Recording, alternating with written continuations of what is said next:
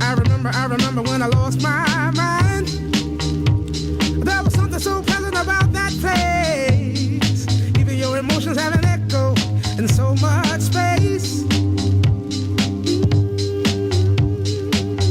And when you're out there without care, yeah, I was out of touch. But it wasn't because I didn't know enough. I just knew too much. Does that make me crazy? Does that make me crazy? Does that make me crazy? Probably.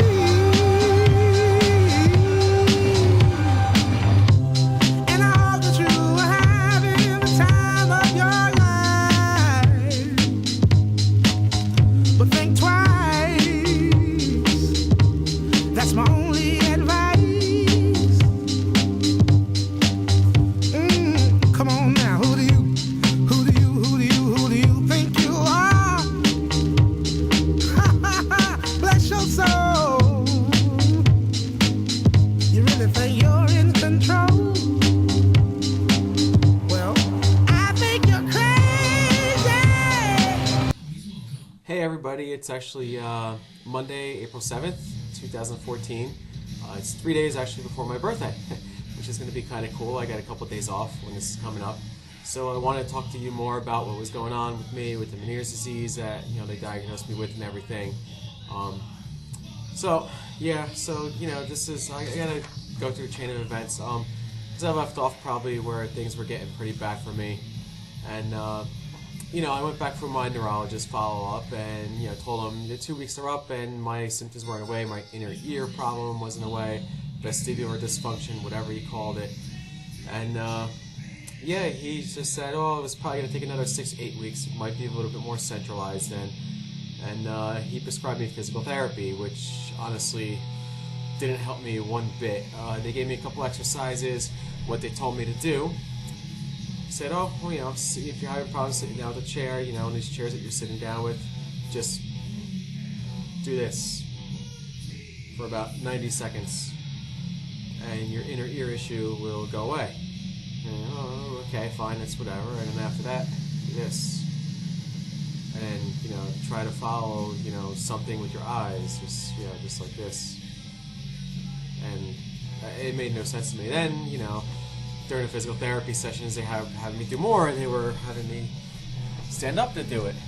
So they were having me go like this. And then they said, okay, and then they added a little more, go like this, like that, and go like this. They're having me do that, at the physical therapy sessions, and they were also having me do that at home, and they said, yeah, do that at home about 3 times a day, and you'll be better. It didn't work, obviously. Still experiencing symptoms and everything. Whatever, didn't care.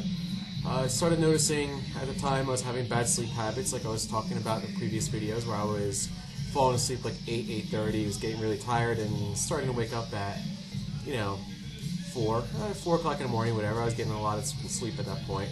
Then I started waking up at 3, then I started waking up at 2, and I was hearing everything. Like I was saying, the cuckoo clock, the regular clock, the trains outside, my neighbors. Another thing that I always started to notice is I wasn't hungry at all. Like, it was just so weird. Like, here I am, a guy that would be able to eat a full pizza by himself.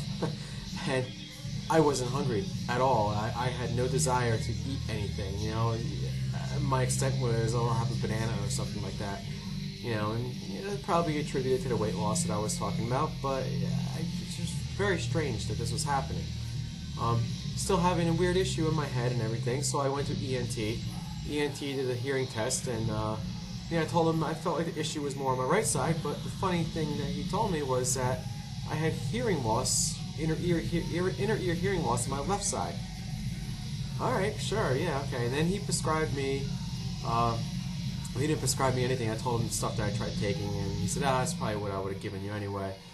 And then he turned around and said, I want to do a VNG testing. Now, for those that don't know what a VNG test is, they make you follow a little red light first, right?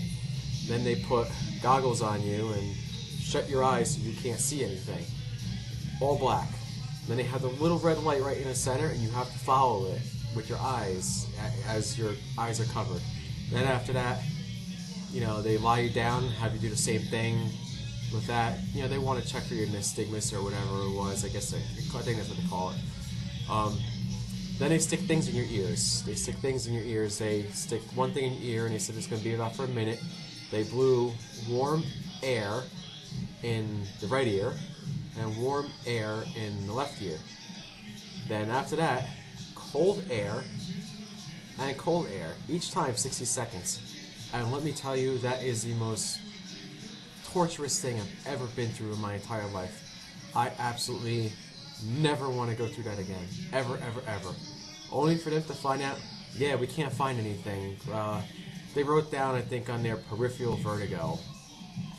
You know what? I've always had good peripheral vision, so for peripheral vertigo, maybe, I don't know. So at this point, things were getting worse, and I found out I needed a root canal. Alright, yeah, sure, whatever. My sleeping habits kept getting worse, and so I decided, all the noises are keeping me up. My dad kept telling me, get yourself earplugs, it's just so you don't hear anything. Couldn't do that. So at some point I wasn't eating, and I asked my dad and my stepmom to come over at that time, and they basically came over and they cooked me dinner, eggs, steak, all this stuff to have me eat, and I just still wasn't hungry for anything. So I told my dad, I'm going to go stay at your house, I'm going to take off of work for a little bit here, maybe for the 2 days, because I just wasn't feeling right. And I woke up the one morning and I felt like I was convulsing, like my lips were like that. It was just very strange, and I felt all shaky. All of a sudden I felt all shaky, and I couldn't explain anything. So, I have to go to my dad's house. It's just very strange and weirdest symptoms I've ever had in my entire life. So I went there, and I said, I'm going to stay here for a few days. So, it was Thursday and a Friday, I believe, I started staying there. I called out of work, told him I got to take a couple of days off. So I went to my dad's, and I fell asleep for about 4 hours. Oh, good, I got 4 hours of sleep the first night. Perfect, slept, went to sleep a little early, but, still was able to sleep. I think it was a Friday night or something. I went to my favorite restaurant and got myself a burger, and I just wasn't feeling it. Like, people looked at me and they saw how skinny I got, and they go, "Whoa, you're losing a lot of weight there. Was everything all right? What's going on with you? Blah blah blah." And I said, "I don't know. I really don't know. I can't explain it. It's happening." And first thing that keeps going to my mind is that I had cancer. Started asking my doctor. Asked him, what is the weight loss coming from? Because I have some kind of cancer. Maybe, I said, should I be worried about liver cancer if I had hepatitis B? And he said, no, you don't have to worry about it. None of your cancer markers are coming back, so you don't have any cancer. You had MRI of your head, you had stuff checked out here, there, you can't find anything. No cancer whatsoever. What he said to me, it's all stress related. Everything's all stress related. You're under a lot of stress and you're losing weight. Very odd. I always had a lot of stress, never lost weight from stress. Everything for me with stress was eat, gain weight, go to the gym, work that out, etc., etc. Went there, got more blood tests done, everything like that. We'll talk about that in some other videos. And I stayed at my dad's the first night. The next night, I got to dinner and fell asleep a little bit. Woke up at 11 o'clock, watched the shuttle launch with my dad. I was able to see that in the air, and because it came from Virginia, I believe this time, and couldn't go to sleep after that. It was very strange. No sleep whatsoever. All right, whatever. I couldn't sleep. One night's not going to kill me. Next night, same thing. Saturday, couldn't go to sleep. All right, it's a little weird. I'm getting a little worried here that I can't sleep. So, it was like, all right. It was a Sunday night, and again, I said, let me Let me try going to sleep. Couldn't sleep. Wow, what happened? What happened? Why can't I sleep? And now all of a sudden I was starting to feel really weak, and I was just getting these weird things. And actually, believe it or not, I was scared. Like, I'm going to go through the list of symptoms that I had over here. I actually wrote this all down that I had. Here were my symptoms. Was it for panic? Was it from hepatitis B? Was it something weird? So I fell asleep, and all of a sudden, my right ear felt like it closed on me, and I felt like I had a flash of light. It was going in my head, and after that, I just heard, and that's it. And I said, well, why? What's going on? Where did this come from? So I started having ringing in the ears the next morning. Woke up and I told my dad about it, and he goes, "Oh, it's nothing. You probably just pop an eardrum or something." How did I pop an eardrum just by just lying down and doing nothing? That's just so weird. It's never happened to me before, especially with the flash of light in my head that happened like that. So now I was worried I was having seizures or whatever.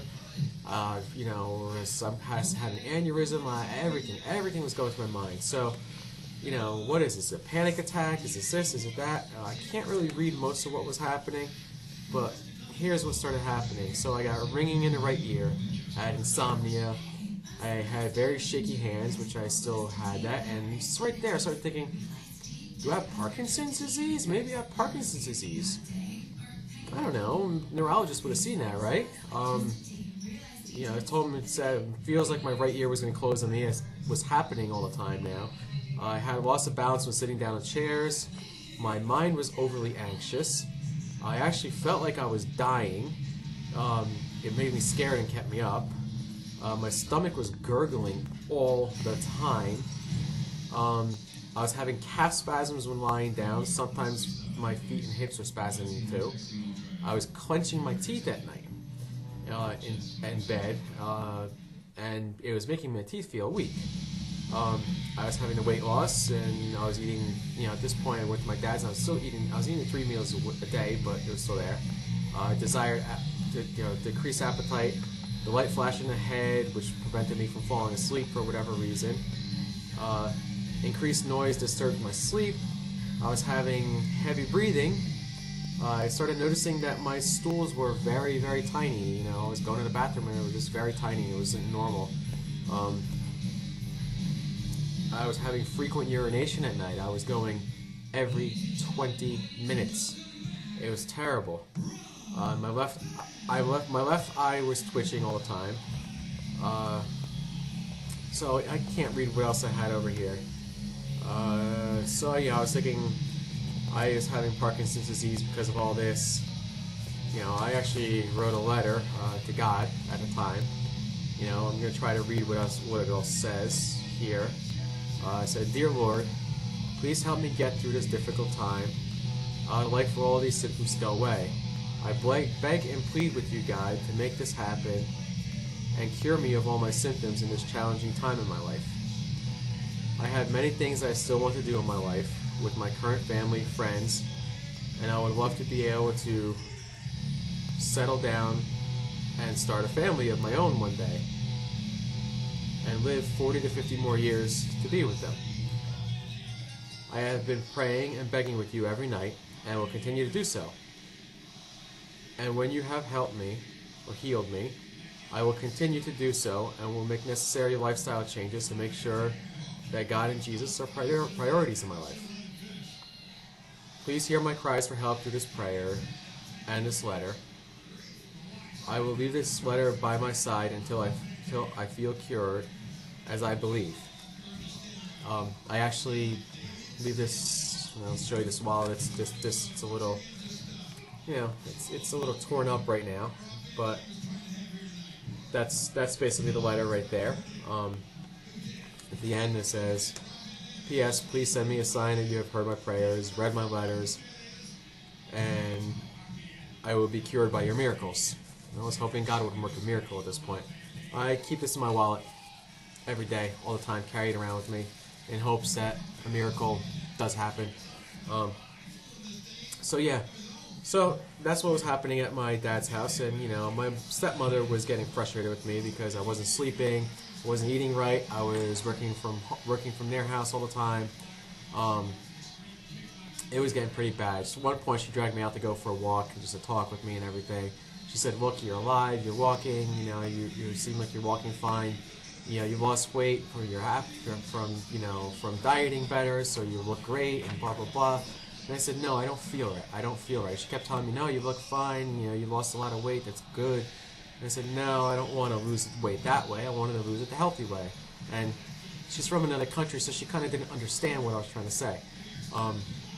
But so I continued on, and that week that I was at my dad's house, I had to have a root canal, and the ringing in the ears just wasn't going away. And I even tried putting water in it. It was this ear in particular. I put water in it, it wasn't going away. I don't know what happened, where it happened from, why it happened. It still happens today. Was it almost 7-8 months later? It still happens today. Drives me nuts. Some days it goes really, really loud. Some days it just, I just can't ignore it. Right now I ignore it because there's noise in the background and everything. Usually when it's quiet is when it's worse. So yeah, like I said, I had to have a root canal, and the time I went to the root canal, I was in no shape. I had 3 hours of sleep in about 5 days. Yeah, that was bad for me. 3 hours of sleep in 5 days was bad. I went to go to get a root canal, and I asked the woman there, I go, "Is it really necessary for me to go through this root canal?" Actually, what ended up happening first was I needed to be checked for the root canal first. So they drilled my tooth, and they said, "Oh, we don't see any deep decay, so go back to your dentist." Went back to my dentist, he started drilling, and I was in a lot of pain when he drilled.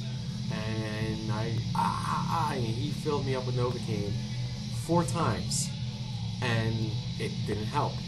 He said, "I'm stopping." He goes, "I'm stopping. I'm putting the filling back in here," which, by the way, smelled and tasted terrible. Temporary filling. "I'm sending you back to the root canal place, the endodontist. They have to do a root canal." So went, said, "Can you just double check, make sure I need a root canal?" I was very like this, like shaky like this, and very scared about getting a root canal. So they said, obviously you're in no shape to get a root canal today. Come back in 3 days, and by the way, here's some Xanax, which we want you to take before you come in. So take it about an hour before you come in, see how you feel. So in the meantime, I was taking other things. Was it my back? If it was my back, let me take Bayer Back and Body. Maybe something's going on with my back causing this. No? Maybe back aid. No, probably not. So was it stress and anxiety? Yeah, it could have been stress and anxiety. Stress and anxiety. Why not? Let me try it. I even bought myself melatonin for my sleep. Still wasn't getting any sleep. Still was having a hard time sleeping. It went on for about 6 days before I got any kind of sleep. What ended up happening was I started using insomnia videos, and it just still wasn't helping. You'll find them on YouTube.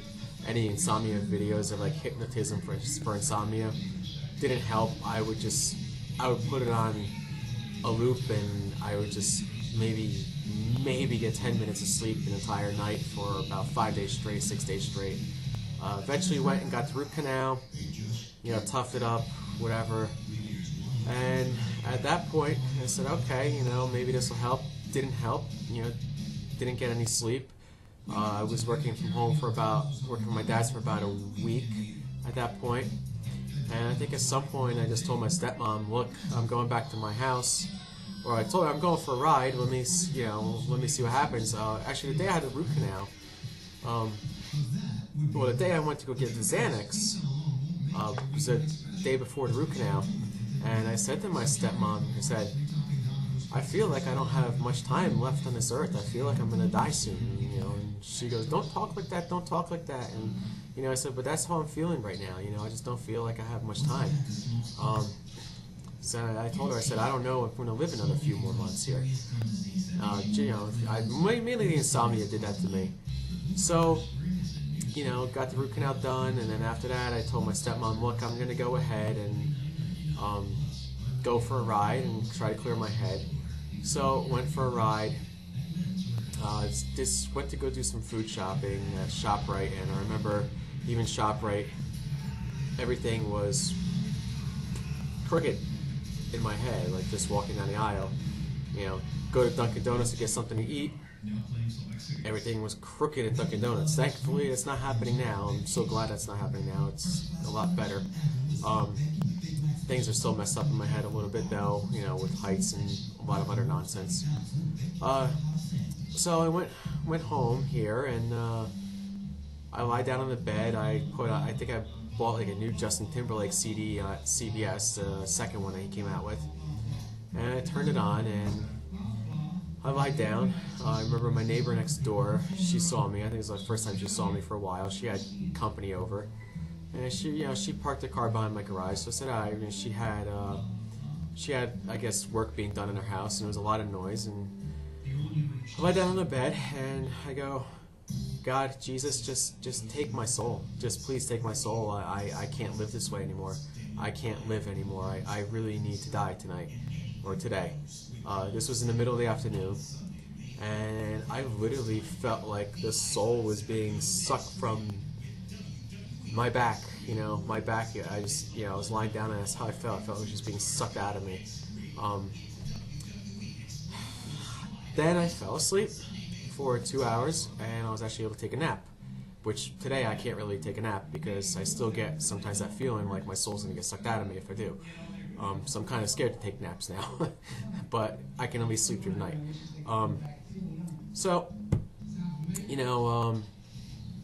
I woke up after 2 hours and went back to my dad's house and told my stepmom, this is the last night I'm staying here. Tomorrow I'm going home because I just proved that I can sleep at my house again. Need to do that. Next week, this is probably, getting close to October-ish or so, middle of October. I got scared of my job. I thought I was going to lose my job because they were getting frustrated. I was working from home for over a month and a half. Walked in there, and they looked at me and said, wow, you really did lose a lot of weight. I said, well, you look good though, blah, blah, blah, blah, blah. I said, I'm not feeling good. I'm just letting you guys know. I should have been out of work for about 6 months, but I came in because I just don't want to lose my job. Then they had me interview people with them. I remember sitting in some rooms for conferences and stuff, and my head just wasn't right. My head wasn't right. Nothing was right. I was still way off balance. Still am today, but it's getting better. So that's where the story ends with this. Next Monday, I'm going to talk about how I started getting my life back. I have a lot to be thankful for. I have a lot of friends to thank for this. And, then after that, I'll talk about some of the things that I'm doing to get my health back on track and hope that, one day all of this clears. So we'll get into that. That being said, hopefully everyone has a good week, and by next week I'll be another year older. So let me just tell you, the age 36 has not been good to me, but hopefully 37 and 38 will get better. So I'll see you guys then.